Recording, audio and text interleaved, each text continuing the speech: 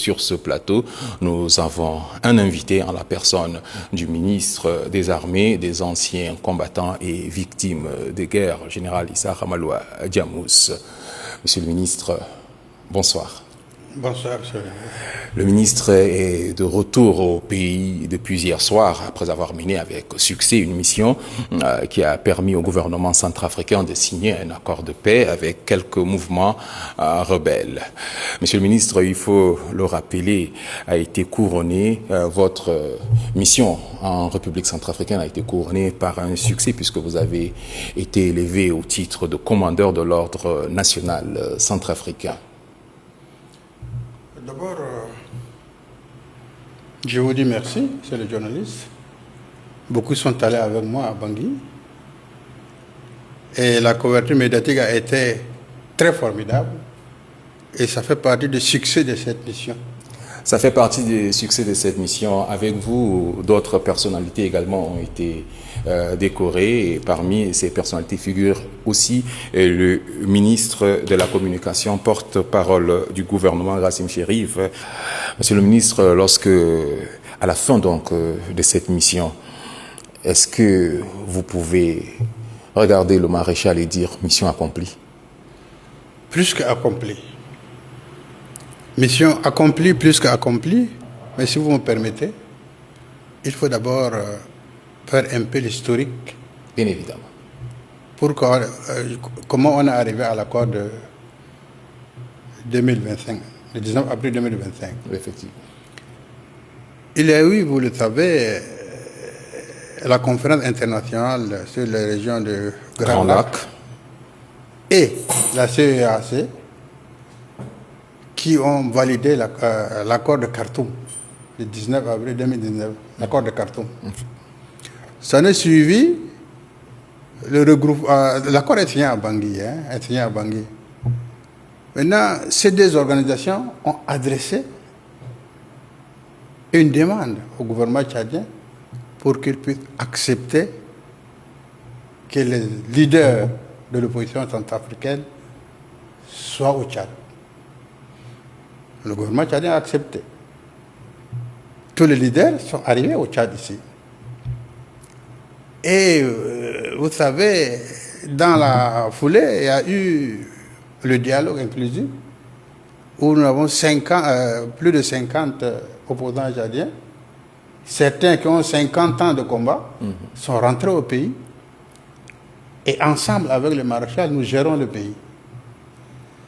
Nos frères centrafricains,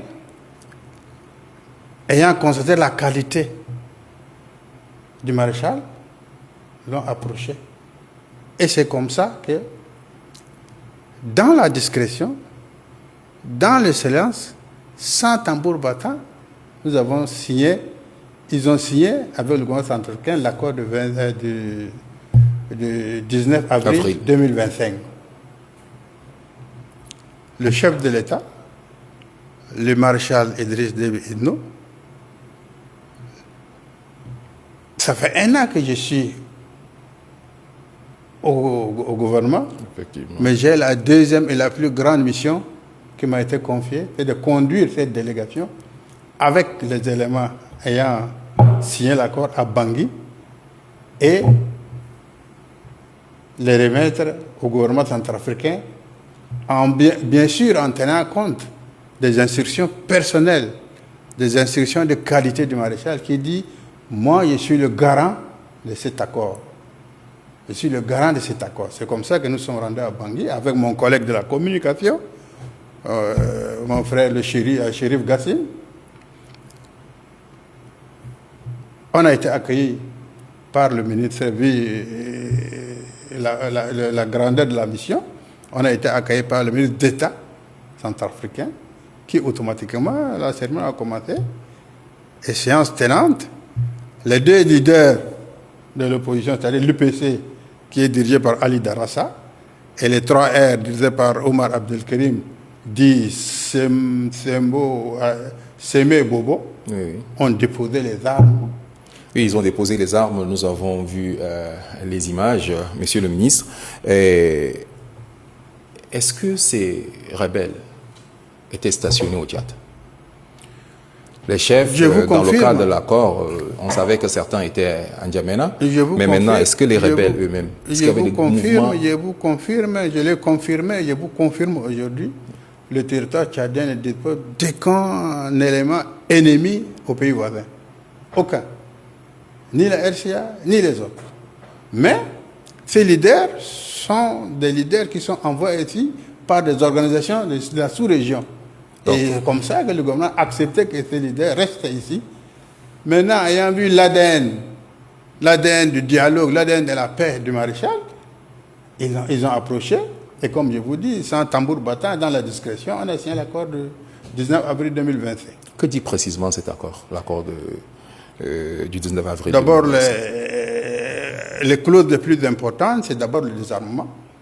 Quand on est allé, le DDR centrafricain était déjà en place. Effectivement. Sur le champ, on s'est rendu à Malo, Maloum qui est le fief, pas le fief, mais les alentours de cette ville étaient des éléments d'Ali Darassa.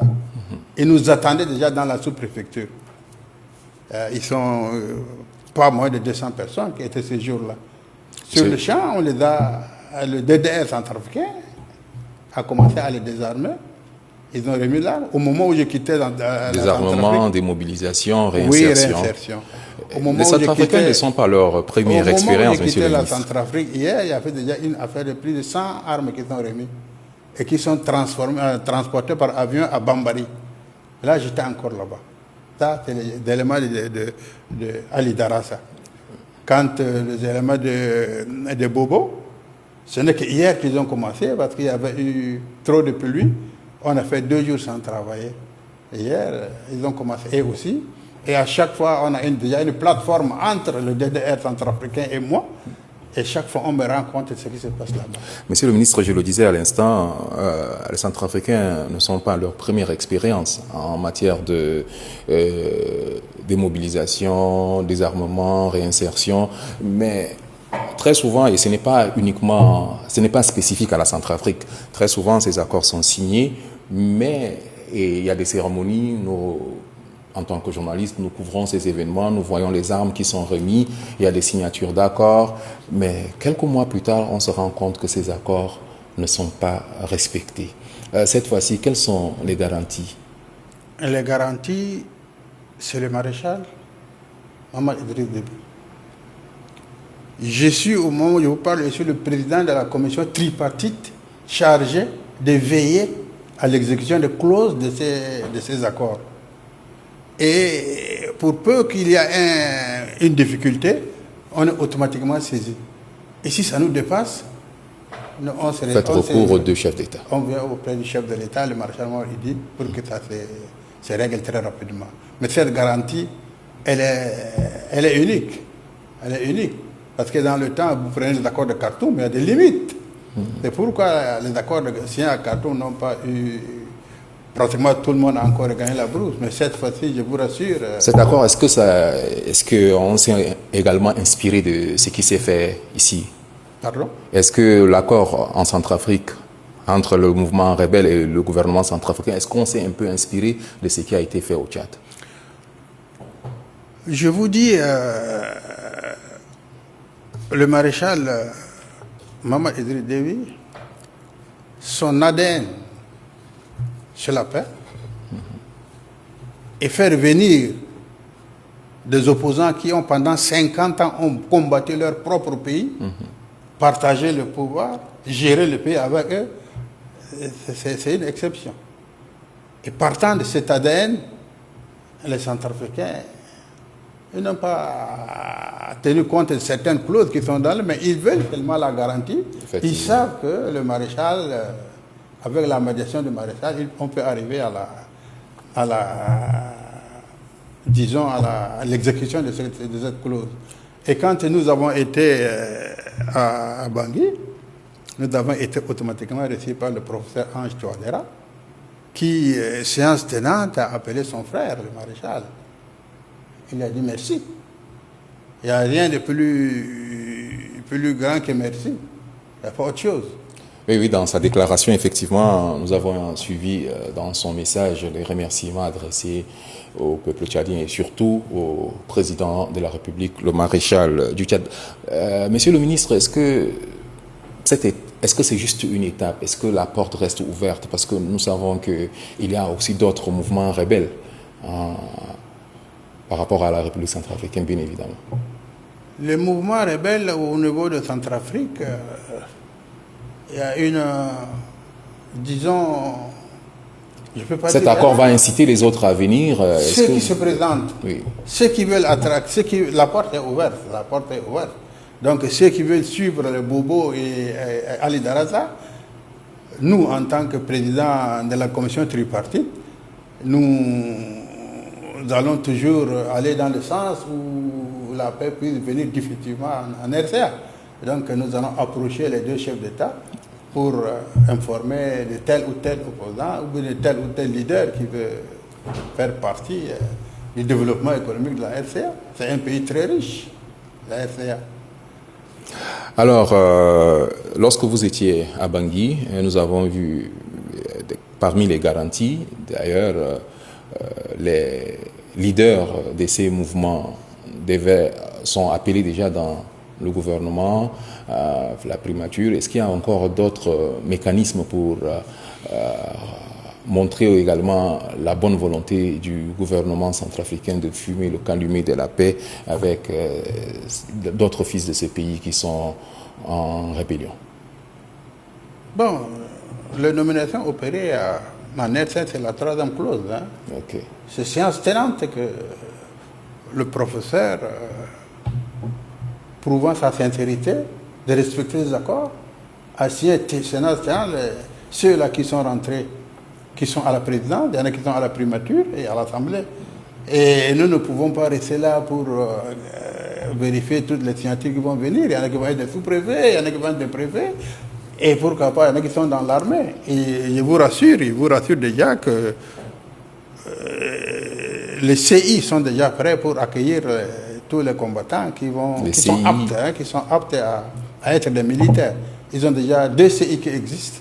Un à Bambari et un autre... CI, c'est centre d'instruction militaire. Effectivement. Ouais. C'est un jargon militaire dont il faut bien préciser à notre... Il y en a déjà un pays qui se présente pour former au moins 40 de ces éléments. Et le jour où je quittais, on commençait par leur faire les passeports pour aller au Maroc, qui vont être formés au Maroc. Vous voyez comment l'accord est pratiquement... Je peux me dire qu'à 60-70% en train d'être exécuté. La mission, l'accord est en train d'être exécuté. Nous sommes à environ 80%. Merci, Monsieur le ministre, d'avoir répondu à notre question. Vous me permettez de vous dire merci parce que avant que je n'arrive ici en N'Djamena, les médias internationaux, tout le monde est au courant de ce qui se fait là-bas et ils se félicitent de cet accord que, je le dis, il est fait en dehors de bruit, dans la discrétion, avec la médiation, la haute médiation du maréchal Mamadou Idriss Déby. Sans bruit et en toute efficacité. Merci, Monsieur le ministre.